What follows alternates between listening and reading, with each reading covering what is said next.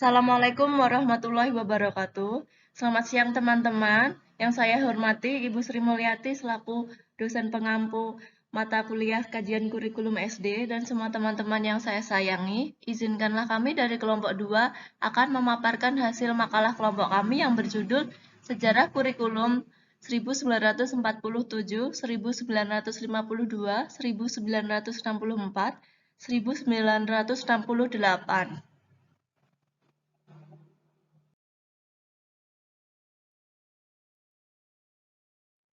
Adapun anggota dari kelompok kami, yang pertama saya sendiri, Kamila Faizatun Nikmah, yang kedua Mustaqim Ihwan Alanur, yang ketiga Vina Putri Setianingrum.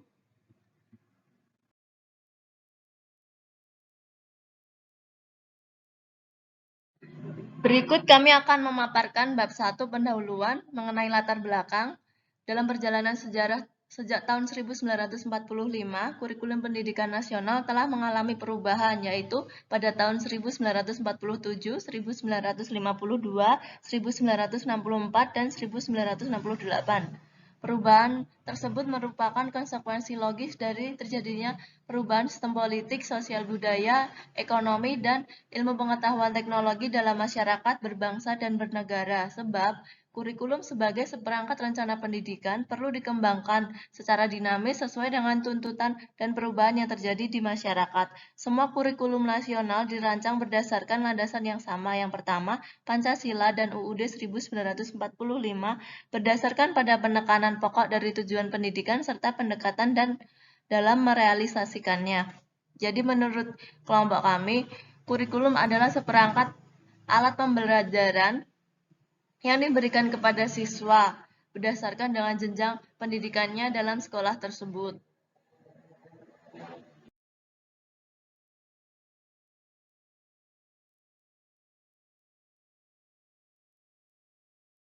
Berikut adalah rumusan masalah. Yang pertama, apa pengertian kurikulum? Yang kedua, apa tujuan dan evaluasi kurikulum? Yang ketiga, apa landasan yuridis kurikulum? Yang keempat, bagaimana sejarah kurikulum tahun 1947, 1952, 1964, 1968?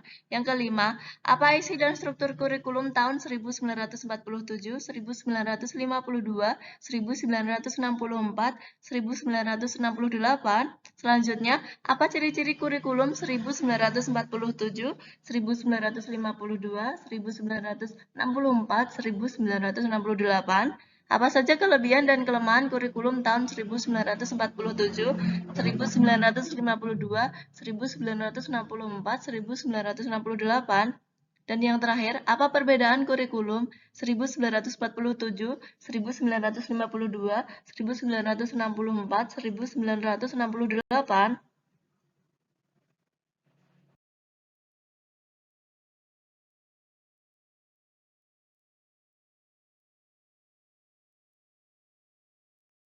Berikut adalah tujuan presentasi kelompok kami. Yang pertama, agar mahasiswa mendeskripsikan pengertian kurikulum, agar mahasiswa memahami tujuan dan evaluasi kurikulum, agar mahasiswa memaparkan landasan yuridis kurikulum tahun 1947, 1952, 1964, 1968. Agar mahasiswa memahami sejarah kurikulum tahun 1947, 1952, 1964, 1968. Selanjutnya, agar mahasiswa menjelaskan isi dan struktur kurikulum tahun 1947, 1952, 1964, dan 1968. Selanjutnya, agar mahasiswa menjelaskan ciri-ciri kurikulum tahun 1947, 1952, 1964, 1968. Selanjutnya, agar mahasiswa dapat menjelaskan kelebihan dan kelemahan kurikulum tahun 1947, 1952, 1964, 1968. Yang selanjutnya, yang terakhir, mahasiswa memahami perbedaan kurikulum tahun 1947, 1952, 1964, 1968.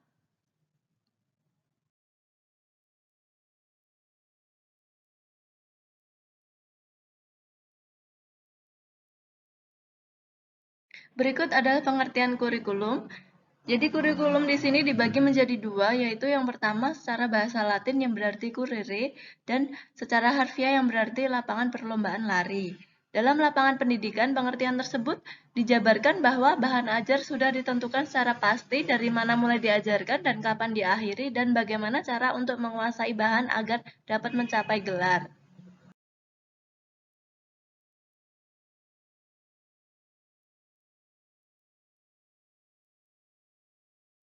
Kurikulum ialah suatu program pendidikan yang berisikan berbagai bahan ajar dan pengalaman belajar yang diprogramkan, direncanakan, dan dirancangkan secara sistematik atas dasar norma-norma yang berlaku yang dijadikan pedoman dalam proses pembelajaran bagi tenaga kependidikan dan peserta didik untuk mencapai tujuan pendidikan. Adapun pengertian kurikulum menurut para ahli, yang pertama menurut William Beragan, kurikulum adalah semua pengalaman anak yang menjadi tanggung jawab sekolah. Selanjutnya, menurut Robert S. Fleming, yaitu kurikulum pada sekolah modern dapat didefinisikan seluruh pengalaman belajar anak yang menjadi tanggung jawab sekolah.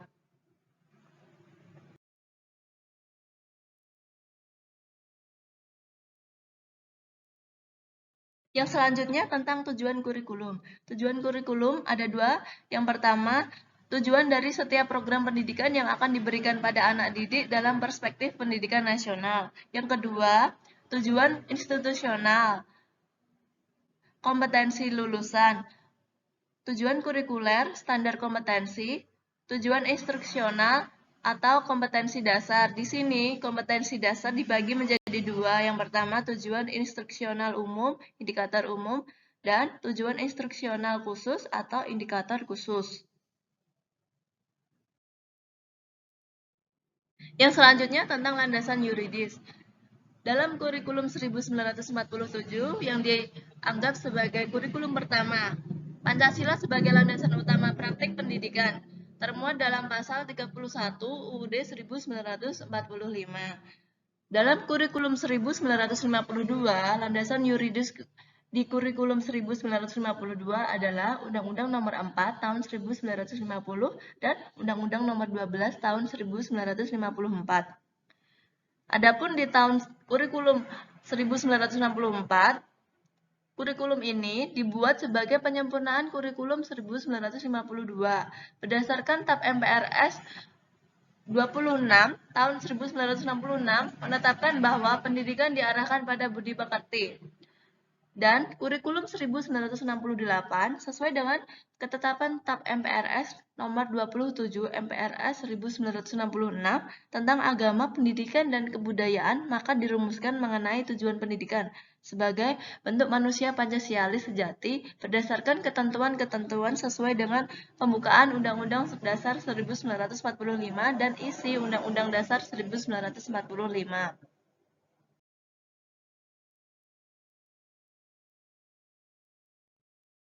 Slide selanjutnya adalah tentang sejarah kurikulum tahun 1947.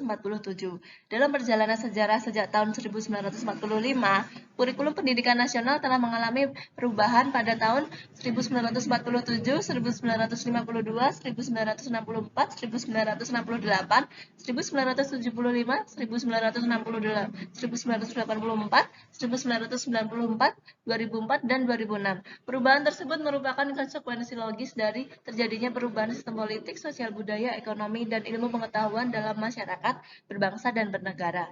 Sebab, kurikulum sebagai seperangkat rencana pendidikan perlu dikembangkan secara dinamis sesuai dengan tuntutan dan perubahan yang terjadi di masyarakat. Semua kurikulum nasional dirancang berdasarkan landasan yang sama, yaitu Pancasila dan Undang-Undang 1945, berdasarkan pada penekanan pokok tujuan pendidikan serta pendekatan dalam merealisasikannya.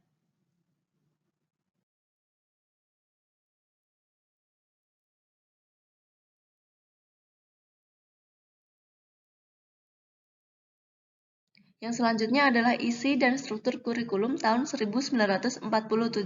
Jadi, di struktur kurikulum 1947 di sini dibagi menjadi dua. Yang pertama, daftar mata pelajaran dan jam pengajarannya, serta garis-garis besar pengajaran atau GBP. Secara singkat, di kurikulum 1947 di sini disebut pula dengan rencana pelajaran. Jadi, pada masa itu masih dalam suasana semangat memperjuangkan kemerdekaan. Jadi, rencana pelajaran kurikulum 1947 ini meneruskan pada kurikulum sebelumnya. Jadi, pada masa itu kurikulum yang dipakai itu masih dalam konteks kurikulum kolonial Hindia Belanda. Jadi, pada saat kurikulum 1947 ini diberlakukan, itu hanya meneruskan dari apa yang sudah dipelajari pada kurikulum sebelumnya. Begitu.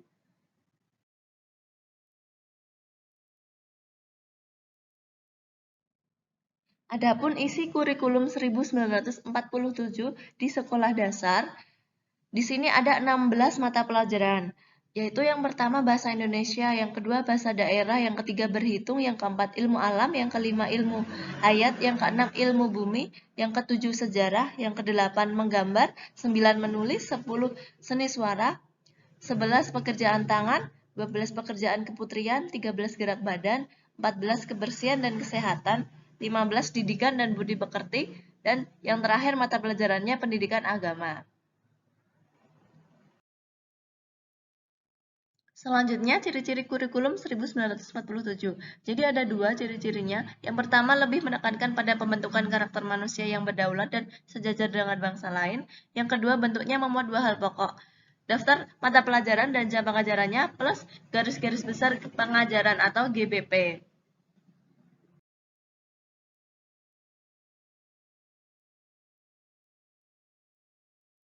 Kelebihan dan kelemahan kurikulum tahun 1947. Yang pertama, kelebihannya lebih menekankan pada pembentukan karakter manusia yang berdaulat dan sejajar dengan bangsa lain. Yang kedua, mencerminkan kesadaran sebagai bangsa yang berdaulat dan mendudukan pendidikan sebagai faktor penting dalam memperkokoh berdirinya negara Indonesia melalui persatuan dan kesatuan untuk mengusir penjajah. Yang ketiga, memiliki fungsi strategis dan mempersatukan bangsa Indonesia melalui pendidikan. Yang keempat, kurikulum 1947 mengadopsi dari pengalaman pendidikan Indonesia yang telah lalu di masa penjajahan, sehingga memudahkan dalam penyusunannya.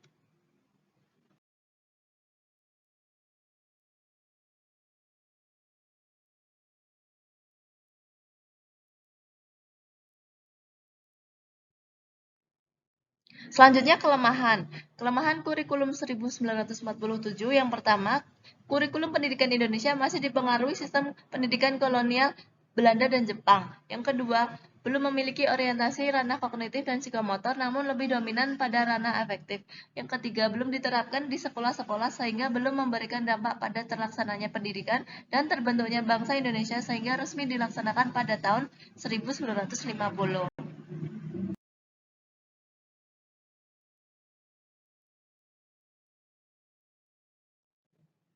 Berikutnya adalah tentang sejarah kurikulum tahun 1952. Lahirnya kurikulum 1952 tidak terlepas dari sejarah kelahiran kurikulum 1947. Bahkan dapat dikatakan bahwa kurikulum 1952 adalah pembaruan dari kurikulum 1947. Dikatakan demikian karena saat kurikulum 1947 berlaku, belum ada undang-undang pendidikan yang berlaku sebagai landasan operasionalnya. Hanya landasan idealnya itu adalah Pancasila dan Undang-Undang 1945, yaitu pasal 31.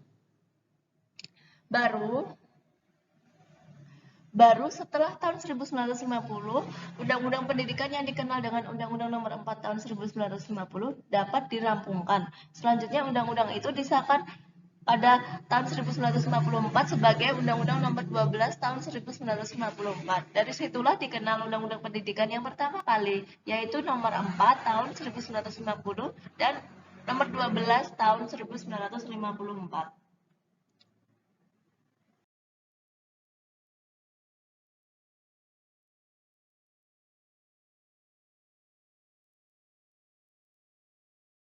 Selanjutnya, isi dan struktur kurikulum tahun 1952. Pada perkembangannya, rencana pelajaran lebih dirinci lagi setiap pelajarannya, yang dikenal dengan istilah rencana pelajaran terurai 1952.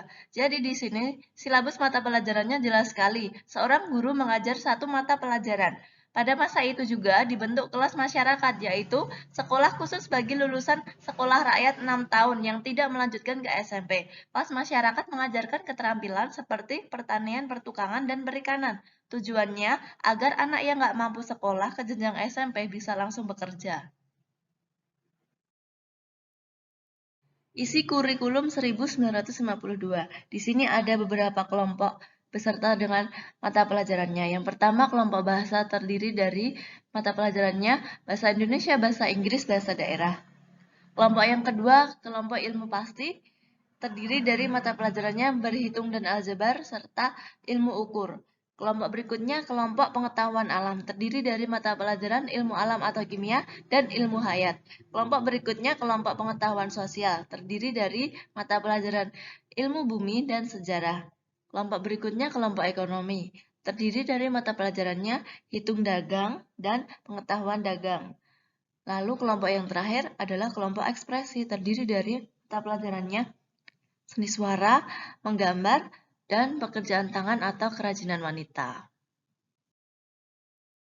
Adapun ciri-ciri kurikulum 1952 ada dua, yaitu yang pertama, setiap pelajarannya harus memperhatikan isi pelajaran yang dihubungkan dengan kehidupan sehari-hari. Yang kedua, fokusnya pada pengembangan daya cipta, rasa, karsa, karya, dan moral atau pancawardhana. Mata pelajaran diklasifikasikan dalam 5 kelompok bidang studi, yaitu yang pertama moral, yang kedua kecerdasan, yang ketiga emosional atau artistik, yang keempat keprigelan atau keterampilan, dan yang kelima adalah jasmani.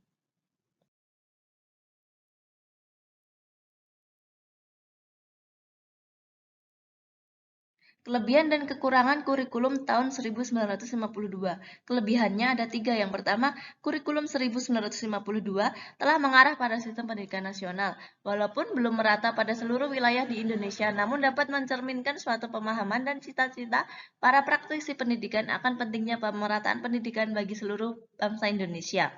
Yang kedua, pada kurikulum 1952, materi pelajaran sudah berorientasi pada kebutuhan hidup para siswa, sehingga hasil pembelajaran dapat berguna ketika di tengah-tengah masyarakat. Yang ketiga, karena setiap guru mengajar satu mata pelajaran, maka memiliki keuntungan untuk lebih menguasai bidang pengajarannya dengan lebih baik daripada mengajar berbagai mata pelajaran.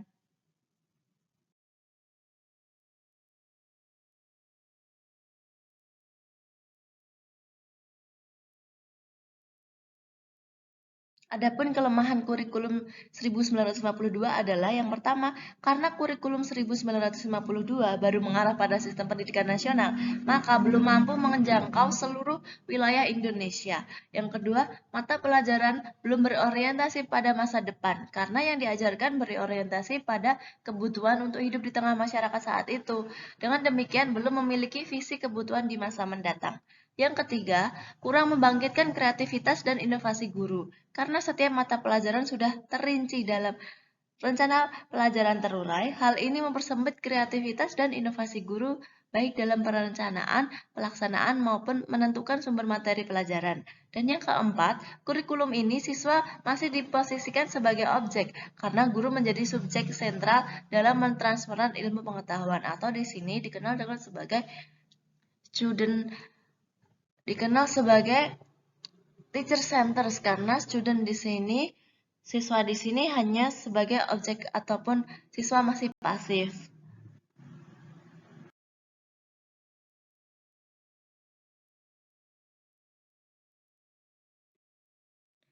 Selanjutnya adalah sejarah kurikulum tahun 1964. Kurikulum sekolah dasar dari tahun 1952 sampai 1964 dapat dikategorikan sebagai kurikulum tradisional atau spirited subject curriculum. Tujuan pendidikan pada masa itu adalah membentuk manusia Pancasila dan Manipal Usdek yang bertanggung jawab atas terselenggaranya masyarakat adil dan makmur, material dan spiritual. Kali ini diberi nama Rencana Pendidikan 1964. Pokok-pokok pikiran kurikulum 1964 yang menjadi ciri dari kurikulum ini adalah bahwa pemerintah mempunyai keinginan supaya rakyat mendapat pengetahuan akademik untuk pembekalan pada jenjang SD, sehingga pembelajaran dipusatkan pada program Pancawardhana, yaitu pengembangan moral, kecerdasan emosional atau artistik, keprigelan, dan jasmani.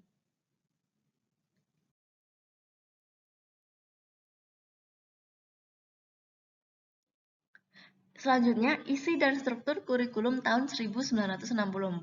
Dalam pelaksanaan kurikulum, terdapat petunjuk bahwa keberadaan anak didik lebih efektif, tetapi masih dalam bimbingan pendidik atau guru. Di samping mata pelajaran wardana, dikenal juga krida yang berarti untuk berlatih menurut bakat dan minat anak didik. Kurikulum sekolah dasar tahun 1964 dapat dikategorikan sebagai correlated curriculum. Hal ini tampak dari kurikulum masa ini yang mengarahkan anak didik atau siswa untuk terjun ke dunia kerja. Dengan adanya kebijakan pendidik yang dirumuskan dalam Pancawardana, terjadi perubahan kurikulum. Pada tahun 1962 diubah. Perubahan yang terjadi dalam struktur kurikulum mengikuti struktur yang disebutkan dalam Pancawardana untuk sekolah dasar. Di sini nama baru untuk sekolah rakyat. Berikut adalah isi kurikulum tahun 1964. Jadi, di kurikulum 1964 ini terdapat program Pancawardana, yaitu beberapa. Di antaranya adalah pengembangan moral, terdiri atas pendidikan kemasyarakatan dan pendidikan agama atau budi pekerti.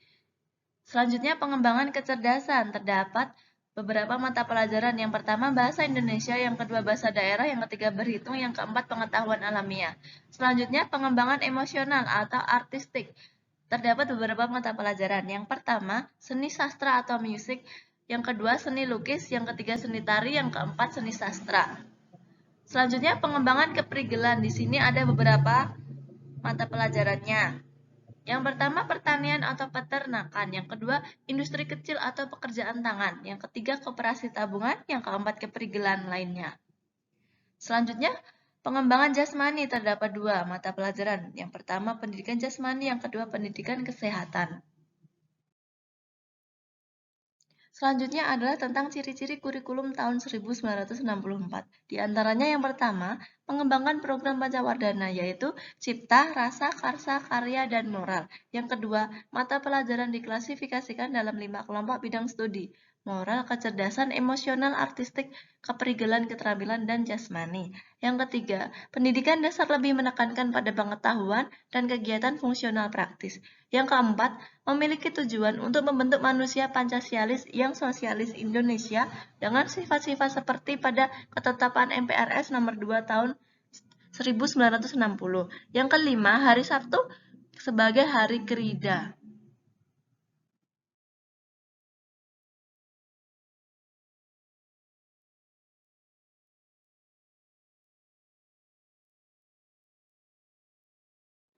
Selanjutnya adalah tentang sejarah kurikulum tahun 1968.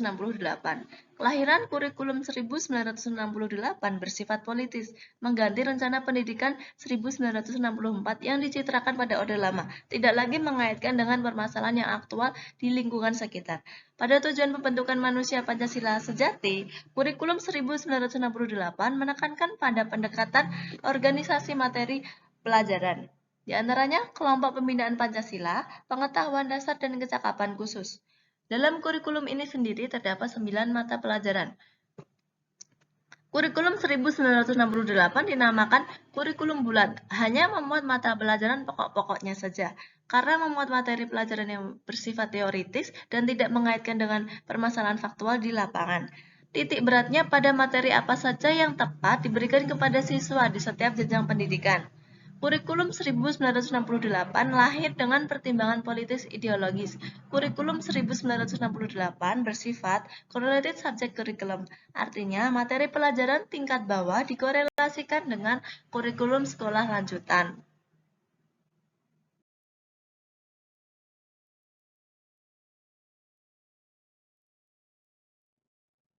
Isi dan struktur kurikulum tahun 1968. Di antaranya yang pertama, program pengajaran tiap bidang studi diawali dengan tujuan kurikuler bidang studi yang bersangkutan, didaktik metodik bidang studi tersebut, termasuk kriteria pemilihan bahan-bahan yang akan diajarkan, kegiatan belajar mengajar, dan alat-alat pelajaran yang digunakan. Yang kedua, bahan tiap bidang studi dibagi menurut kelas. Yang ketiga, susunan bahan tiap kelas, yaitu tujuan-tujuan instruksional yang akan dicapai tiap kelas dengan jumlah berkisar antara 1 sampai 11 tujuan. Selanjutnya di sini isi kurikulum tahun 1968. Di antaranya tentang materi pelajarannya pembinaan jiwa Pancasila, dan materi yang diajarkan yang pertama pendidikan agama, yang kedua pendidikan kewargaan negara, yang ketiga pendidikan bahasa Indonesia, yang keempat pendidikan olahraga.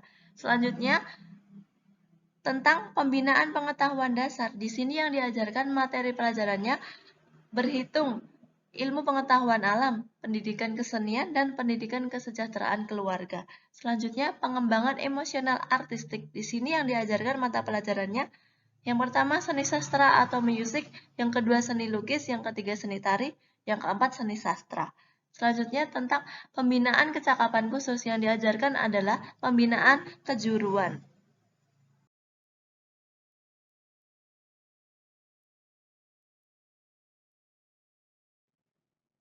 Selanjutnya adalah tentang kelebihan dan kekurangan kurikulum tahun 1968. Kelebihannya, pendidikan diarahkan pada kegiatan mempertinggi kecerdasan dan keterampilan serta mengembangkan fisik yang sehat dan kuat. Selanjutnya kelemahannya, hanya memuat materi pelajaran pokoknya saja. Muatan materi pelajaran bersifat teoritis, tidak mengaitkan dengan permasalahan faktual di lapangan.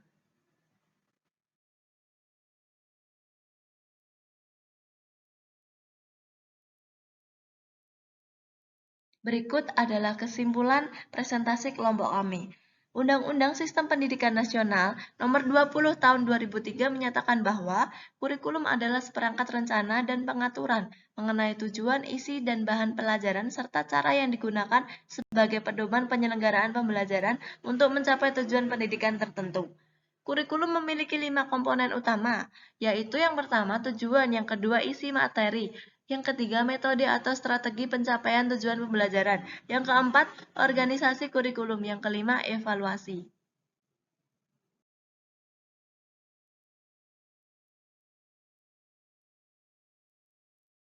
Berikut adalah tentang perbedaan kurikulum dari tahun 1947, 1952, 1964, 1968.